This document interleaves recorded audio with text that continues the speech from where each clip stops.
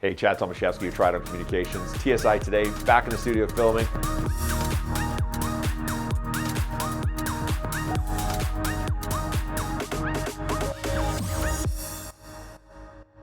I'm Chad Tomaschefski, Chief Growth Officer with Tridon Communications. We're talking to industry leaders about the technology that's changing their business. This is TSI Today. Hey Ken, thanks so much for joining us here on TSI Today. Really appreciate you coming all this way.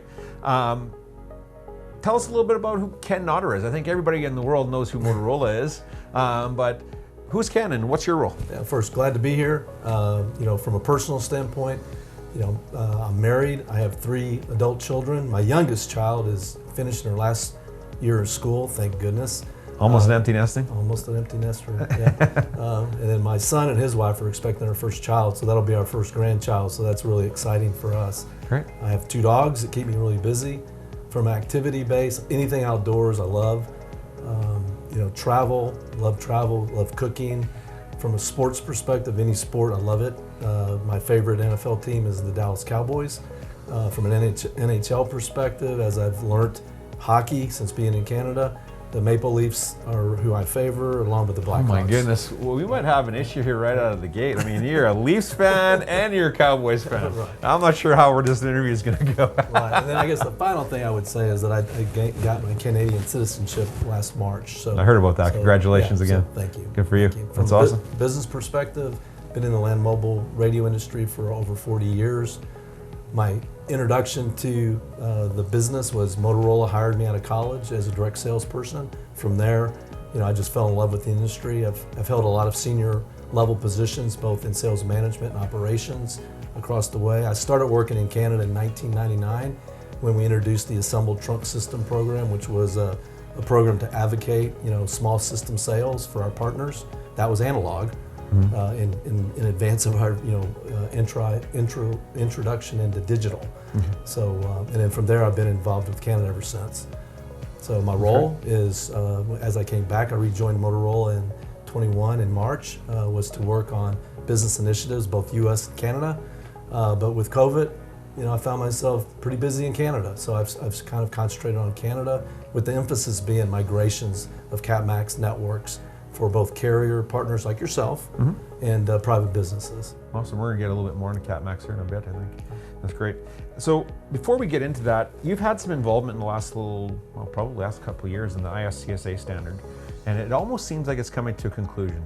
Can we kind of check that box off here real quickly? Tell us a little bit about what's going on there. Yeah, the Hazloc standard for Canada has been under review for a long time. The 15792 standard was adopted almost 50 years ago. So it's natural that Canada would look at refreshing that.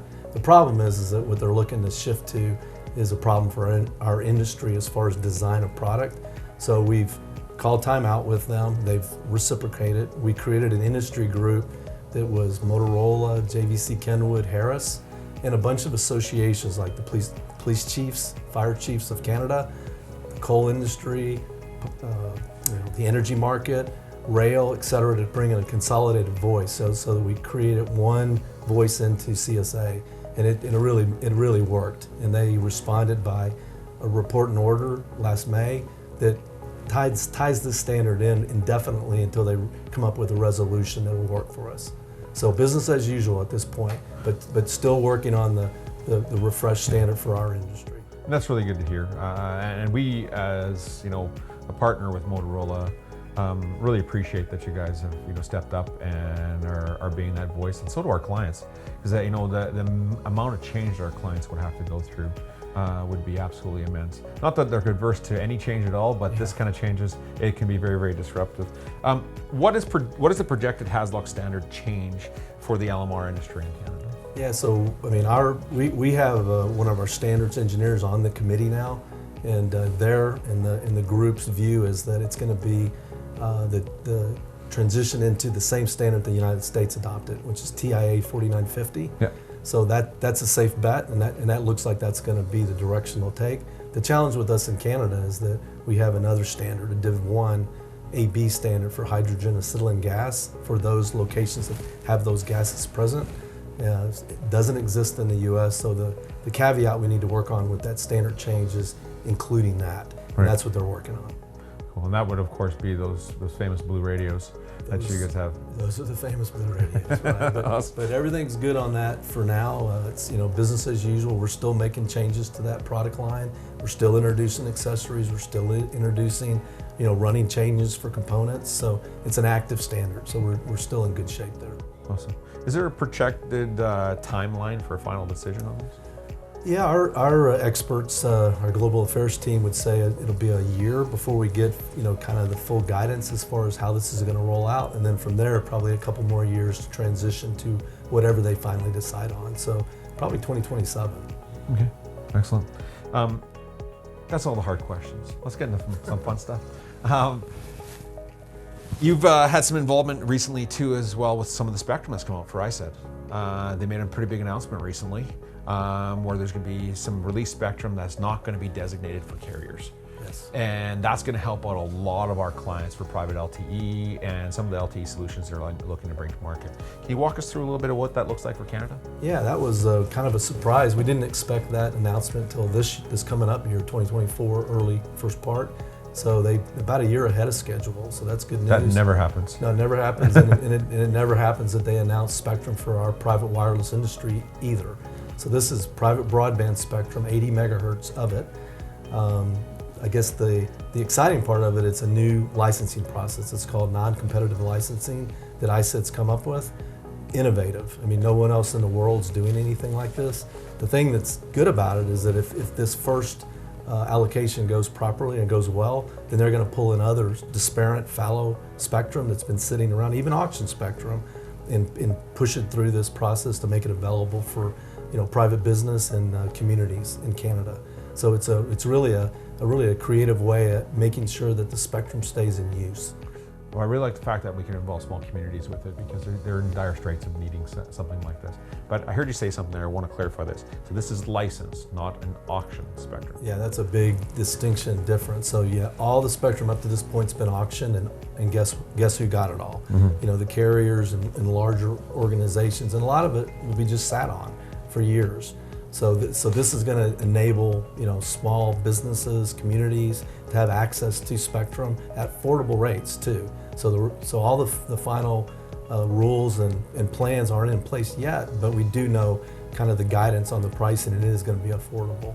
So that's good news. Available, affordable, and customized. It can be small, like a manufacturing facility, or it could be a broad, like a citywide type coverage. So whatever your needs are, that you can request that type of coverage. Ken, some of the other stuff you've had some pretty good experience in is really driving the carrier side of the CapMax component. So can you walk us through about some of the cool things that are there? I mean, in terms of LMR, it's been the workhorse for a very, very long time. Yeah. The CapMax migration conversions is critical at least for Motorola, but I think critical for our partners in our industry. So yeah, I've been focused on working with partners like yourself, like Tridon, who own their own carrier network that provides airtime and managed services for customers that don't want to put all their CapEx up for systems. So it's a great alternative solution, and really, I think, the wave of the future for a lot of customers. But CapMax private, the private customers is very important too. And I know we're working with you on a number of projects, and we need to continue that. So in 24, the continued adoption of that, and then more importantly, the expanded value of that investment into the ecosystem that Motorola has heavily invested in over the last 5 years for video, convergence with voice, IoT interface. All of those different kinds of things that go on in any kind of business can now be brought into one network, one operation, so you get really good use of that investment. So our focus is going to continue to be, the voice capabilities of CapMax are essential. It's the #1 app in the world is still voice, yeah. But beyond that, we need to really build onto it. And I think that's really where the value is. And customers that finally realize that really see that, the solution, even though it may be our higher tier solution, it really is an affordable and a value-added one. So that's what we're going to be concentrating on. That's great. And I think that's a strong message too, because there's so many people that we've seen it inside the heavy industrial that think, hey, I'm gonna get myself an industrial phone, and it's gonna take the place of these radios. The reality is that they, in many cases, just don't have the ability to do the same thing. And it's hard to believe that, how as far as a mobile phone has come, that still has not overtaken the technology that we have in a push-to-talk radio solution or land mobile radio, which is so critical. Yeah, well, you have the reliability of radio when cell systems go down, radio keeps on talking. So it's going to be there for a long time. Certainly not going anywhere anytime soon. Hey, listen, before we head over to the roundtable, a question I'd like to ask all my guests is about young people. I've been in this industry for 28, 29 years now. I'd like to think I got a few more years in me, but I like to encourage young people to get in here. Is there a way that you've seen that's successful in your career for recruiting people, bringing young people into this industry? Yeah, wow. I mean, that's always been a challenge. It is. For years. But I think that the area that I found the most success was in mentoring. Bringing talent in is one thing, retaining them is another. Yeah. But as far as a recruitment perspective, I know you guys work with the NATE and TATE and SATE, Yep. the institutes, technology institutes. That's really important for technical staff. But the other universities too, like University of Calgary, for example. I mean, working with them on trade fairs or becoming part of that, each graduation class coming out, identifying candidates and maybe bringing them in as interns and so forth. So I think that like university focus for youth, and then with your innovation center you're creating at your offices, it shows all the technologies. You'll be able to introduce them very quickly into the exciting industry that we both participate in. Yeah, so, honestly, it's the reason why I've been here for so long, because it changes all the time, and there's always new cool stuff to get to play with. Right. So I that's where I would put my money on, is trying to develop a strategy around that kind of recruitment. Thank you for that. Before we head over to the roundtable, if our viewers want to reach out and connect with you, how can they do that? Yeah, well, I'll just give you my email address. It's ken.notter, so it's ken.notterjr @motorolasolutions.com. I'm also on LinkedIn, but try my email if you want to get me quickly. Just shoot me an email. Awesome, Ken. Thank you so much for joining us today. Look forward to connecting with you over at the roundtable. All right, thank you. Thanks for watching TSI Today. Catch up with us next time when we learn more about technology changing business today.